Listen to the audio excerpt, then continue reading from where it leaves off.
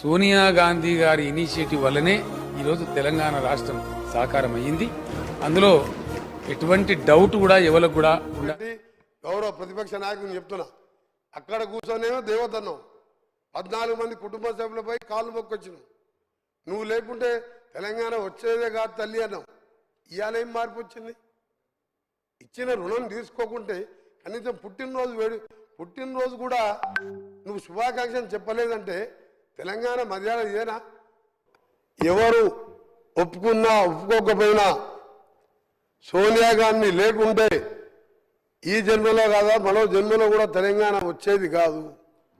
ఆమె పుణ్యాన తెలంగాణ వచ్చింది అని చెప్పి సభలో అందరి సమక్షంలో వారు ప్రకటించడం జరిగింది.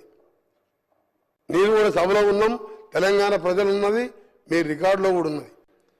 ఈరోజు అలాంటి సోనియా గాంధీ పుట్టినరోజు